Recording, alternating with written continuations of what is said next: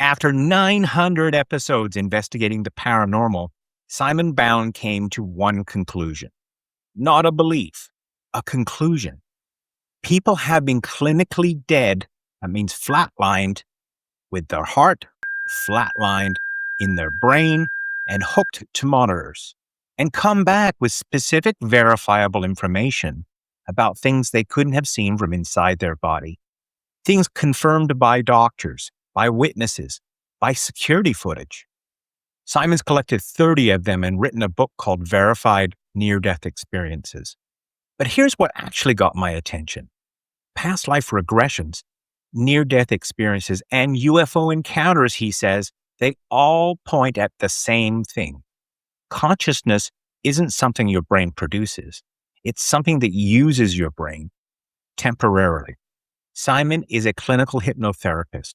He had a house-sized UFO sighting on a motorway in England in 1993, 25 feet off the ground, completely silent. He's spoken to people who lived years in parallel realities while their body was in a coma. And he has a theory that ties all of it together. I recorded this in 2025 when the show was called Woo Biz, audio only, early days. And I've made it as pretty as I can, so it's highly consumable. The name has changed. We're Woo Wisdom now, bigger territory, but it's the same obsession. And I wanted to bring this to you on YouTube because it's a phenomenal interview. You're really going to enjoy it. Before we're done, though, Simon leads you through a 4-minute exercise to pull energy from a past life into this moment. When I did it, as you'll see, I went deep immediately, saw myself as a Hawaiian shaman standing on the edge of a lava flow. Okay, let's do the interview. Here's Simon Bown. Well, hello, Simon. Hi, it's great to be here. It's nice to talk to you again. Yeah, it really is. It really is. So a few years ago, people should know that I listened to Simon's podcasts and he was a big inspiration. I mean, you've been podcasting now for 4 or 5 years now, right, Simon? Oh, it was 2018, I think I started. Oh my goodness. Wow. You're coming up to maybe almost a decade coming, a couple of years or so. That's brilliant. You explore topics around the afterlife. So you do psychic mediums, you do regressions, you do people who've had near-death experiences and that kind of thing. But really, it's all anchored in your training as a hypnotherapist. Yeah, it's a thing where I used to go to the College of Psychic Studies in London in the 80s. And it wasn't that I was a student there, but you could go and the students could practice on you. You pay a little bit of money. And they would be learning mediumship and channeling and taking people through past life regression. And so I would go every couple of weeks. For me, it was like an investigation to see what would happen. And I was taken through a past life regression in about that time. And it was really quite impactful. And then over time, I did another one. And I thought, this is something I want to take people through. So eventually I got a diploma in clinical hypnotherapy and I got a certificate in past life regression therapy. And I've been doing hundreds of sessions since then, done so many of them.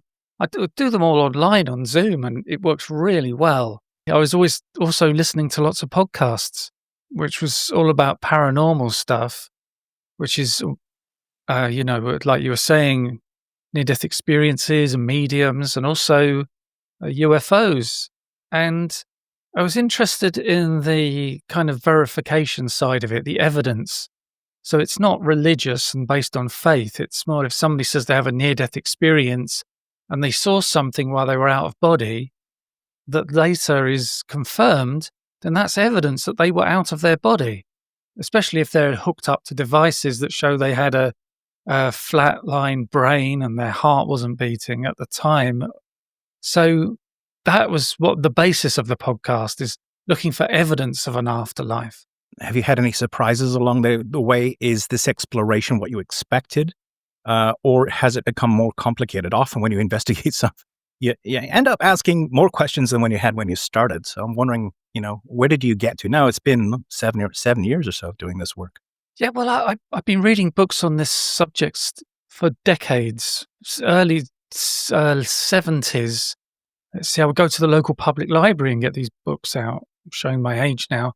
But in the 80s, more and more of this stuff showed up about near-death experiences. And then the 90s, there seemed to be a flood of books about alien abduction and UFOs. So I had all this knowledge that I built up over the decades, and I decided I wanted to do a podcast. And so I just started doing it. And I was very lucky that right from the beginning, I'd invite people to be a guest and they'd just say yes. And so that's like this investigation side of it. And also now I'm advertising my book as well. That's very good. Yeah. So is this rooted somewhere like in a deeper childhood longing for like discovering mysteries of consciousness? Like, did you have any paranormal experience as a child, or is this just something this was an interest that developed as you became an adult?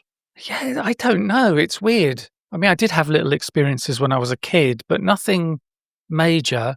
But I have had other experiences as I got to be an adult with the UFO sightings, like very close up sightings, and also psychic flashes that come to me, and coincidences and very vivid dreams. So it's like like we're on a spiritual path, and we all get these things at some point. And every time you get something, it's like taking you another step along your path. It's almost like the universe is giving you a kick up the pants and saying, "Hey, pay attention."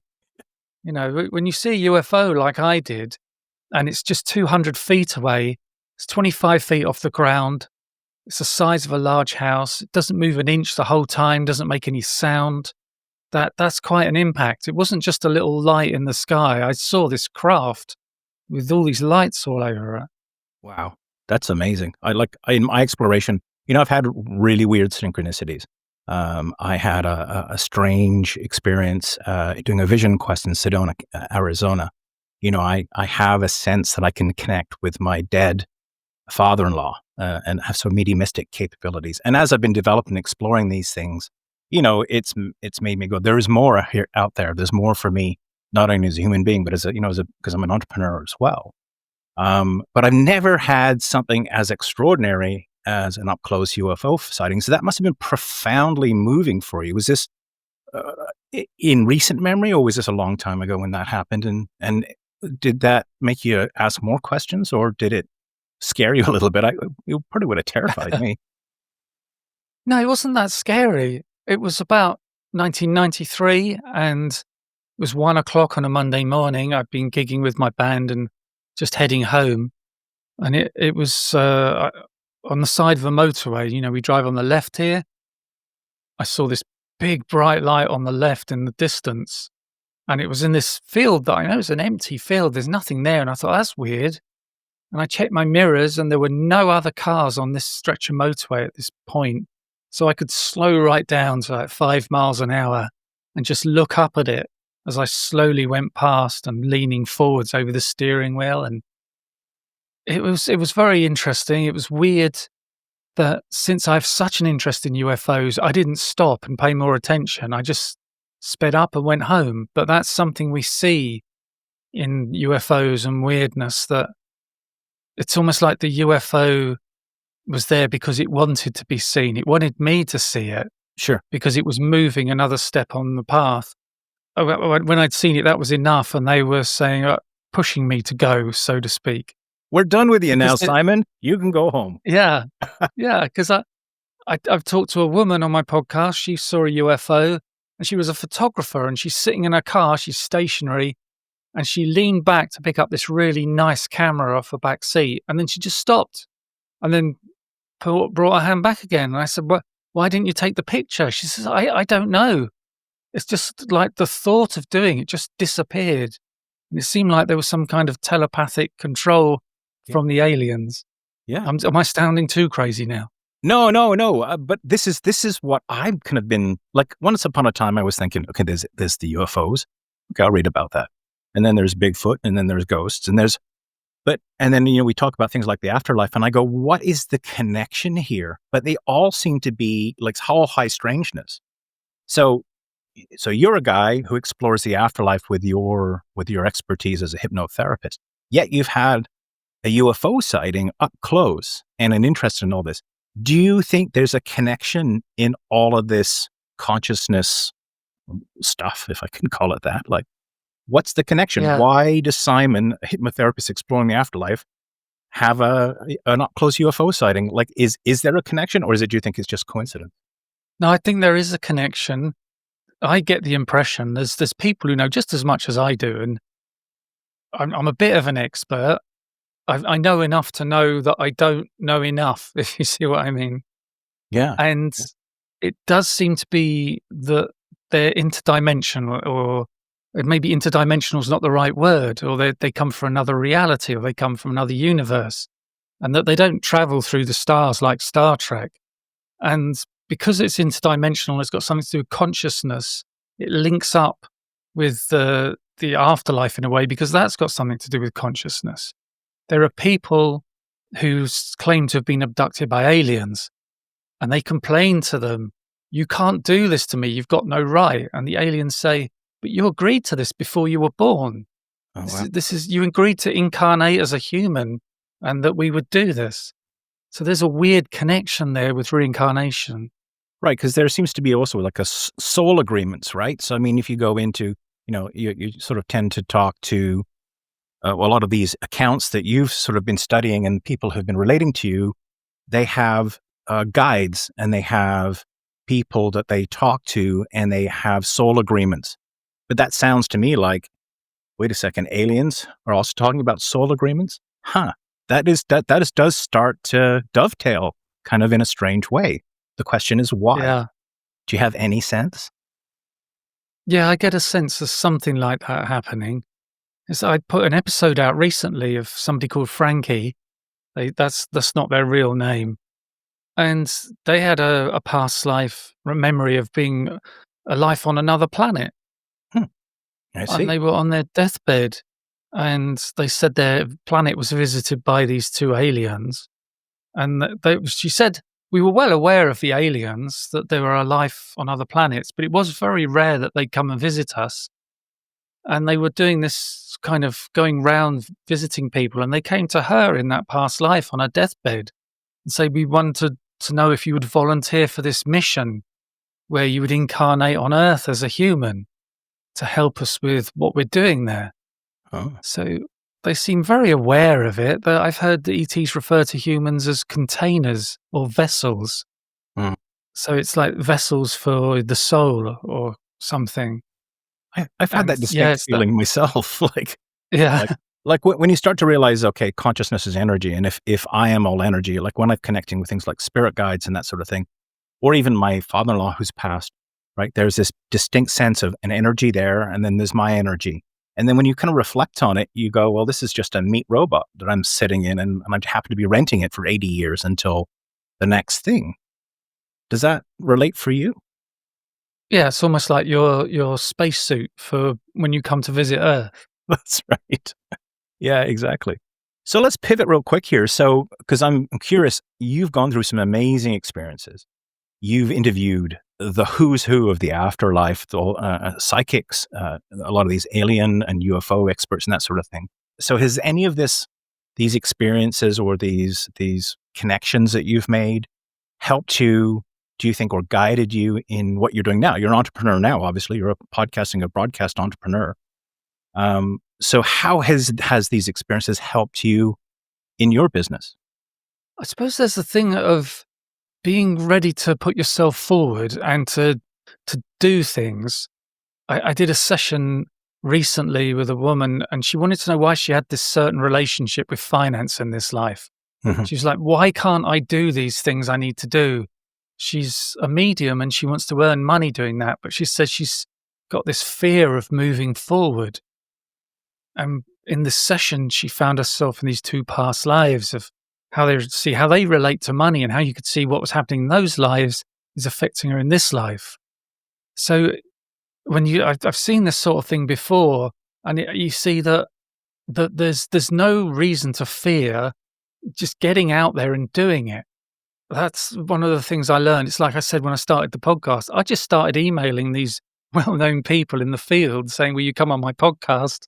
I've had 2 downloads my whole life, but they still agreed to it and they did it. And I also think there's a thing where you won't get anywhere in life if you're not prepared to make a fool of yourself.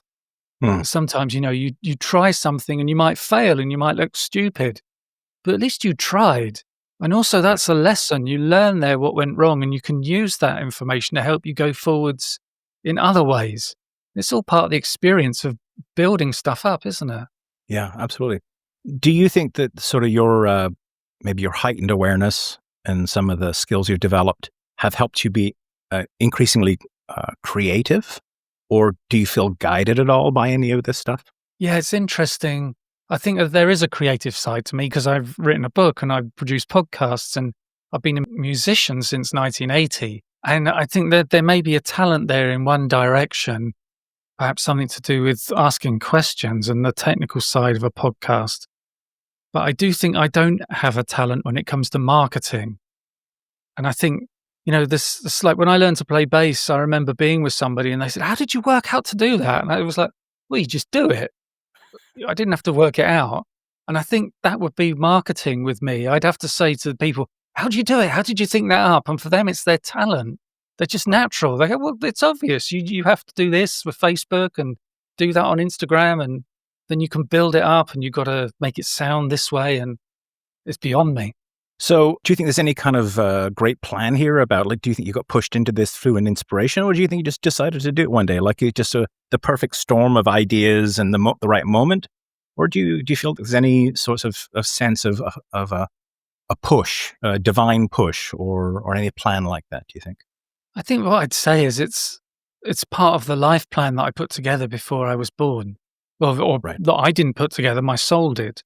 And that I've been on an apprenticeship to get to this point my whole life, to get to this point now where I'm doing what is my mission. And being a musician, I learned how to use recording software. And that was almost like that was my apprenticeship on the build up to podcasting so that I'd know how to do that. And 10, 12 years ago, I wrote a science fiction novel. I self-published that on Amazon. So that taught me how to do that. For now, I can just do that with my verified near-death experiences book. Yeah. And it's like I said earlier, there's all these baby steps on your spiritual path. I think maybe some of those were leading me to this point to be a communicator, to get this information out there. Yeah. Yeah. It's just a guess. Well, it's a good logical guess, I think, in terms of being a communicator, then, when you've done your regressions in the past, has there been any themes around being a better communicating, or any failure to communicate that resulted, say, in a past life death? Or has that come through? Like, what have you got through your own regressions as it pertains to what you do now, or business in general? Well, there was a client recently who had to speak in front of people as part of their job, whether it was a big audience or it was going into an office and presenting to a number of people. And they said they had a real problem with it. They got really nervous, so much anxiety. She said that it felt like her head would blow up like a balloon and that she'd almost be in another world while she was talking to people. And she says, "Why is it like, why? There's no reason I should feel like this." And we went to a past life that was a few hundred years ago in France, where she was a woman. And I can't remember if she was Catholic or Protestant, but it was almost like she was in the wrong part of France and she was speaking up with this religion like she was Catholic and everybody around was Protestant. And it built up to this point where she was killed. In that life, speaking in front of people got her killed. Right. And also it's kind of symbolic that it was the throat, where you speak from, that was injured in that past life. Yeah. And she felt a tremendous sense of relief. And she said, I can see it now, how I felt in that past life, the fear when they captured me and they were going to kill me. That's so similar to the fear I have in this life. And all I'm going is into an office boardroom with 20 people and presenting something. Right. But there's a consequence for her to speak up, right? There was a consequence in that life. And so you can totally see how that would be held over. And let's face it, public speaking in general, most people is like on their worst thing to do list, right? Like nobody really wants to do that. Interesting. What about money or failure, things like that? Do you see any common business themes come up when they do relate to some of your clients? And what kind of themes are you seeing? Yeah, there's people who want to find out about their relationship with finance, about how they have this fear of money, or a fear of losing money, or a fear of making money.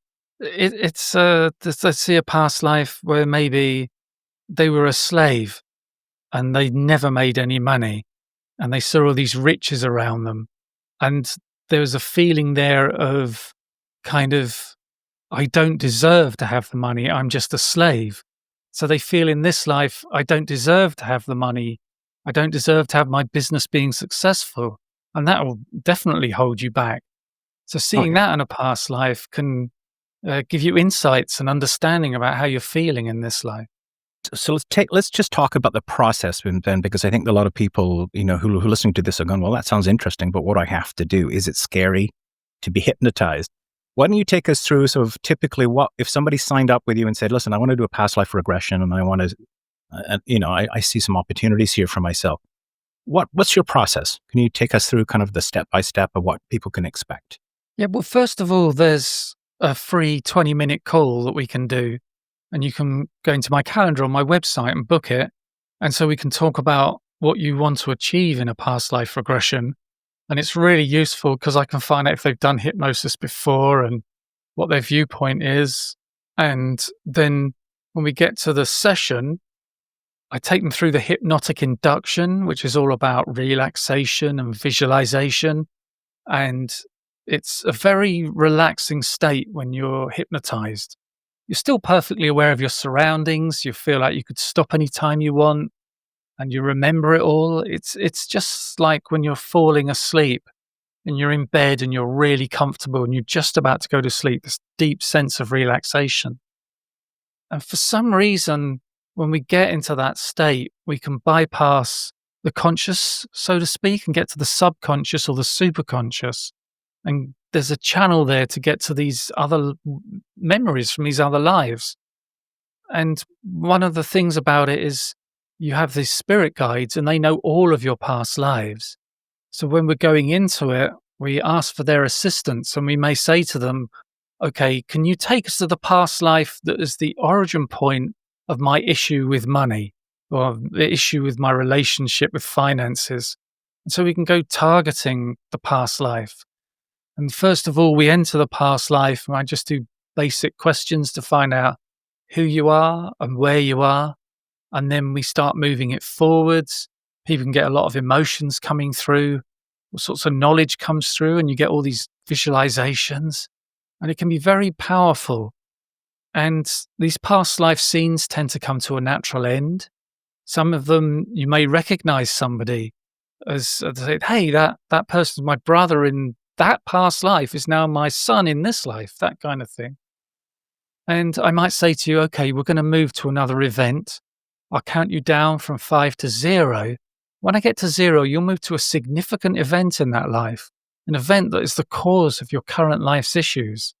So we can go hunting down, trying to find these things. And I've got techniques to release negative energy, break the bond with the past life. But then towards the end of the session, we might see the death of the past life. We might not, but I move the person into the afterlife. And it's at that point we hope to encounter their spirit guide. We can ask them all sorts of questions about their past lives and their current life and ask them for advice on how to go forwards in life. We might say also, if you look at your life right now, what's most important that you should focus on? I might also ask them, what is your purpose in this life? Are you on the right path? What did you agree to before you were born? And I got to say, the spirit guides are not always there. It's not something I control. I say 90% of the time they show up. But then Yes, that would bring us to the end of the session, and it lasts about an hour. that was my experience with you. Yeah, I mean, you took me through two lives. One was a young lighthouse keeper's son, or stepson actually, called Jack. Actually, interestingly enough, I saw these giant white cliffs and I thought during the regression, I think I said, I think I'm in the Netherlands. But a couple of years later, I saw a documentary on the south coast of England, the Jurassic Coast is, I guess, what they call it. And that was a match. So Yeah. obviously there was some connection there, young Jack. And my mother in that life was also the mother of one of my mother's friends, longtime, lifetime friends. So it was just what you just said was exactly my experience. It's amazing. It's amazing. And then we ended up going and talking to my counsel, and that's when I met my primary spirit guide, Philomena, for the first time. I didn't have a name for her at the time, but that led me to that exploration. So just fascinating. And would you say that similarly, this happens with every regression, or can they manifest in different ways, or structured different ways, or is that pretty much the pattern you see? That's pretty much the pattern. Different things do happen. Rarely, I do get people who go to past lives on other planets. Did a session today where the spirit guide showed up straight away, and they stood with them the whole session through every past life and discussed the past life with them while they were seeing it. That Wow, doesn't happen very often. like a co-viewer. Yeah. Like, And occasionally I talk to people when they're with their spirit guide and suddenly their voice changes. oh, So when they're hypnotized, they can be taught very softly because they're so relaxed. But then suddenly the voice is very strong and they talk about themselves in the third person, like it's the spirit guide that's speaking and not the client. So wow, that's always interesting as that's well. fascinating. Yeah, yeah, like a different personality comes through. Yeah. And would that be the personality of their former selves in the previous life, or would that be like a character in what they were seeing? Yeah, that would be the spirit guide. Well, the spirit guide would speak through them, I see. Wow. Well, it all Yeah. comes together, right? Like, you're right. Like, this is a tangled web that all seems to come to the same similar nexuses. So, like, in the sense that spirit guides and councils and afterlife and aliens and the past and the future. I mean, Yeah. also too, you can do future regressions too. No, can you go to future lives as well? Yeah, I've heard people do it, and I was talking to a guy before I recorded with him. He's got much more experience than me with past life regression. I said it'd be interesting. Maybe get 20 people, take them all forward 100 years, and say, "Well, what's happening?" And he said, "Yeah, people have tried that. It doesn't really work out. Everybody says something different is Oh, happening right, 100 years from now. So maybe it's all potentials, and it's not set." right, right. Yeah. Well, they do say, right? I mean, if we're on this particular frequency, they talk about things like when timelines bend and things like that. They suggest perhaps sort of the deja vu's and things like that, or timeline switching and things like that. So it does suggest that perhaps the current timeline is a potential for something, and it can switch. And so it would make sense that they wouldn't necessarily always have the same path. The future isn't necessarily tangible. And as Yeah. human beings, we operate on the concept of time, but time doesn't exist in the afterlife. Is that your experience? Yeah, that's how I see it. It's like our soul puts a small percentage of itself into each life because for that soul, time doesn't exist. So it's experiencing all of the lives in the same moment. They're not Mm, one after another. So the soul couldn't put 100% of itself into each of us because then it can go to these other lives. But there's also this idea of the multiverse and lots of other Earths. mhm, And I did an episode about people in comas having near death experiences. mm. And the guy was saying that some people have coma and they might have a coma for 7 days and they come out and they've lived years in another life on another earth. And they say that that was just as real as this life. It wasn't a dream or hallucination. And there was a guy, he said he had 22 years on another earth and he did a tour of duty fighting in the army in a country in Southeast Asia that doesn't exist on this earth. And he Oh, said wow. there was slight little differences, like the McDonald's signs were different colors. And Right. when he came back, he thought this was the dream. And there were a number of people that this guy had talked to who'd had this kind of experience during the coma, and that they were talked down to by their family and the doctors, oh, it was just a dream. But for them, it was very real. Fascinating. But we're about to jump into a little exercise because I really want you to take us through a little sampling of some of this, perhaps. Before we go there, maybe you can take 2 minutes because you obviously have studied hypnotherapy, and been certified in it. So you must know a little bit about the science behind how it works. And obviously, we're blending here like past lives which is esoteric in many ways, and yet hypnotherapy is a verifiable, scientific, and recognized tool. So is there a scientific basis to some of this, even though it might step into something that's maybe a little less understood, like the afterlife? Well, they do know that when you're hypnotized, your brain waves go into the same state as when you're in a particular type of sleep. But how it actually works, I don't know if anybody really knows. Something happens deep inside in the subconscious. I used to help people stop smoking with hypnotherapy. And we'd do the session and we'd finish it. And they'd be in the room with me. They'd kind of get up. They didn't feel any different. And then weeks or months later, they'd contact me and say, I'd not had one cigarette since that session. Mm-hmm. Something had changed that they didn't notice. And it wasn't a thing where they wanted a cigarette and they had more willpower. The desire for a cigarette was completely removed. It just didn't even occur to them to have a cigarette. One guy said he had a packet of 20 in his car and he'd been driving around with them now for weeks and didn't even think of taking one out. The thing, it changes you somehow, somewhere. You don't notice it, but it does happen.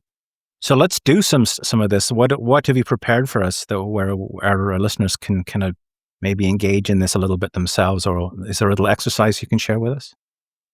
Yeah, it's a thing about releasing energy. I don't know if you'd say self-esteem or confidence. It's a hypnotic process. So maybe if people are in the right position, they could close their eyes and just follow it.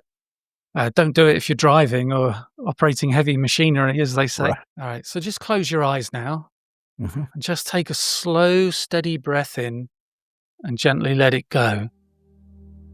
Again, breathing in deeply and then exhaling with a sense of release, letting your shoulders soften, your body settle, and your mind become clear. As you continue to breathe, imagine yourself standing at the edge of a great doorway. This doorway represents the threshold between the busy outer world and the deeper place within you, a timeless part of your mind. So now take yourself through the doorway with 3 steps. And with each step forward, you release the weight of the day. So step 1, release the tension in your body. Step 2, release the endless stream of tasks. Step 3, release the need to carry everything alone. As you arrive at the center of this inner space, you notice a sense of familiarity, as though you have been here before. Perhaps in another time, another life, another role you have lived. Allow an image, a feeling, or simply a knowing to come to you now. Perhaps you see yourself as a leader. Perhaps it was in another age, on a ship, in a council, guiding a family, or even tending the land. Whatever arises is exactly right. Notice the strength you held in that role. Notice the wisdom, the clarity, the way you made decisions from a place of deep alignment. This is a strength you still carry within you today. Now imagine gathering that energy like golden light from that past life. Let it flow toward you, filling your body, your mind, your spirit, so that the leadership you embody today is strengthened by the wisdom of many lifetimes. And as that energy fills you, notice the heaviness, the stress, or any blocks beginning to dissolve, as though they were simply shadows melting in the sunlight.